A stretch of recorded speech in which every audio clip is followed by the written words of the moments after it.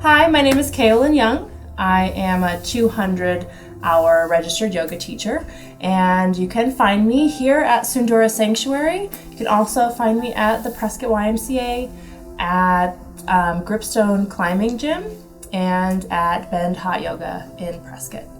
And today we're going to be focusing on opening up the shoulders.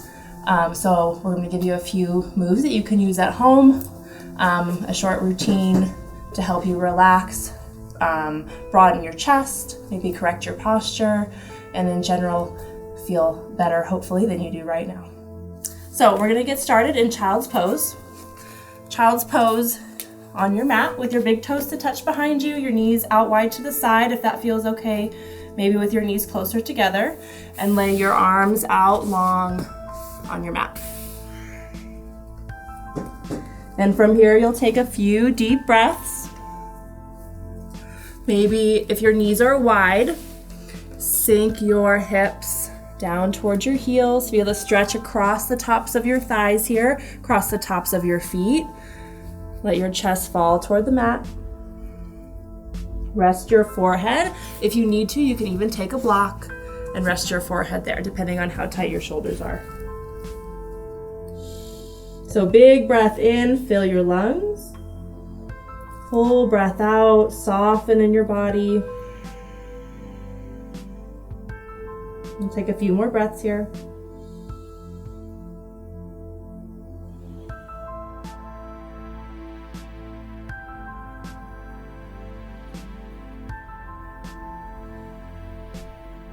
And then from here, we're going to open up the chest a little bit more. So you'll take 2 blocks or a bolster or something like that, something to rest your elbows on. You probably take your knees a little bit closer to each other, and you're going to place your elbows on the blocks. And then from here, hands together, and you let your chest drop down between or toward the floor. Your head drops down between your biceps. You might need to make a couple of adjustments. Here, you want your hips off your heels. So big breath in, fill up. On your exhale, soften, let your chest fall toward the mat. Breathing into your chest, maybe even sending breath between your shoulder blades. Doing your best to relax in your shoulders rather than tightening up.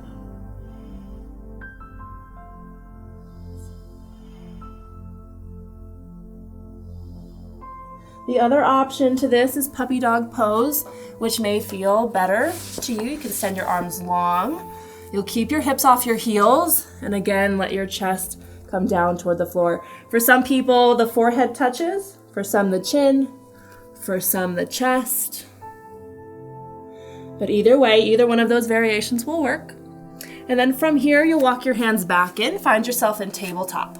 So in tabletop, with your wrists under your shoulders and your knees under your hips, you'll find your neutral spine, which means the crown of your head is drawing forward, your hips drawing back, your belly button's drawing in. So the tendency here is to sink into your shoulders and let your belly drop until your pelvis. But what we want to do is lengthen that spine. So belly draws in, shoulders press down and away, shoulder blades together. From here, we're going to thread the needle. So you'll take a breath in, take your right arm out to the side, about parallel with the floor, full breath. On your exhale, you'll send that right arm, the back of your hand, underneath your left armpit.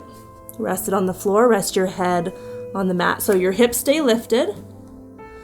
As you rest here, you might find that there's a little too much pressure in your head and your neck, and you'll know that just from instinct. If you feel that that's the case, you'll take your hips a little closer to your heels, bring a little more weight into your lower body. And then from here, relax your head. Try to keep your shoulder from creeping up toward your ear, so draw it away from your ear.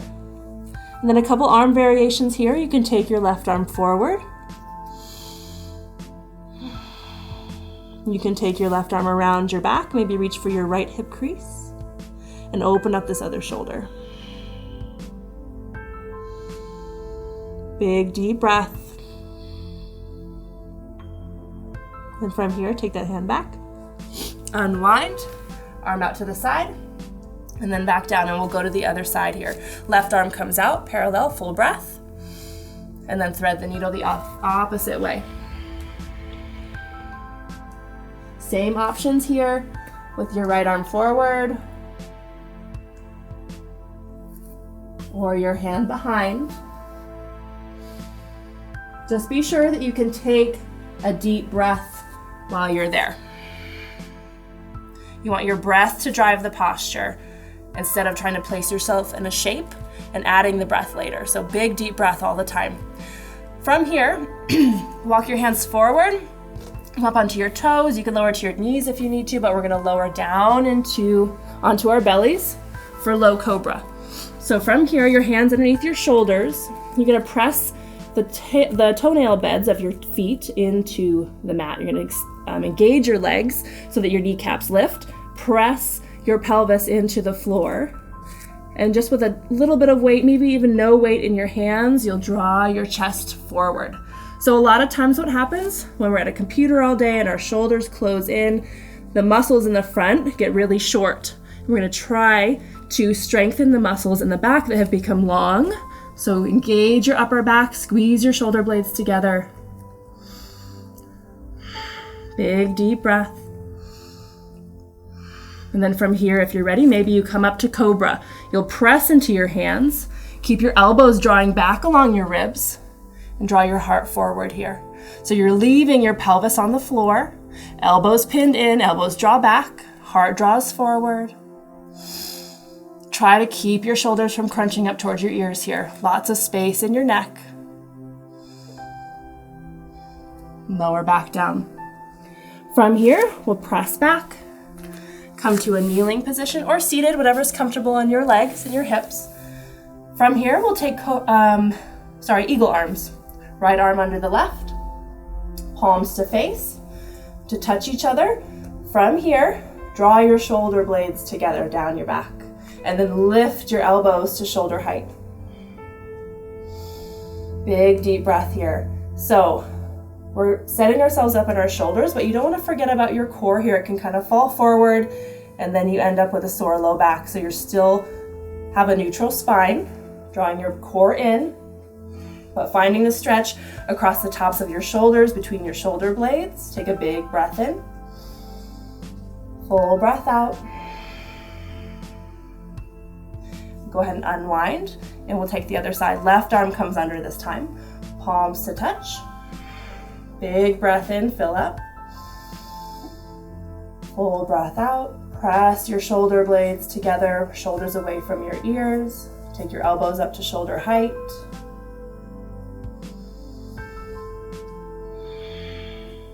And go ahead and unwind. From here, we're going to stay seated, although you could do this in a standing forward fold if you chose. You'll take your hands behind your back. You can clasp them together like this. If you can open up your chest. If that's a little too difficult, you can also grab for opposite forearms. And even if that's a little too difficult, you can take a strap to bring your hands together behind you.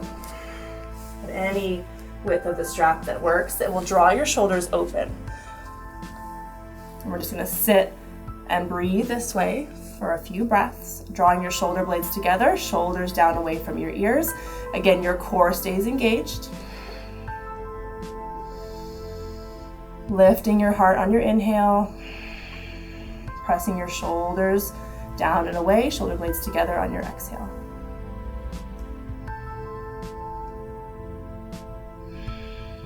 Again, your breath is your friend here, so even as you breathe, you can feel the sensations and the stretch change. So even if you can't clasp your hands together, you're still finding a little bit of dynamic movement with your breath. So after a few breaths with that chest opener, then we'll go ahead and finish off our little routine here in Savasana. If you can find a blanket and roll it up, we're going to place this underneath the spine. Sit right in front of that blanket and lay your spine all the way down.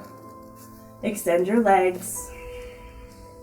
So with the support of the blanket along your spine, just allows your chest to open, taking a passive stretch through the short muscles across the front. Let your body sink into the mat.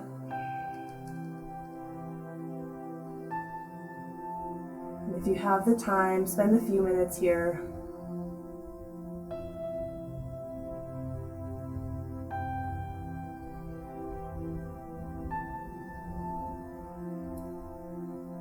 Sometimes the passive stretches are the ones that work the best.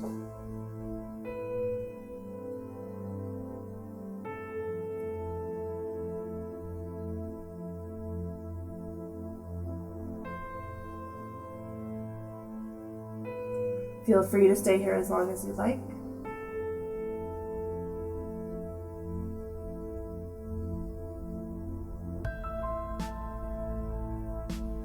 Namaste.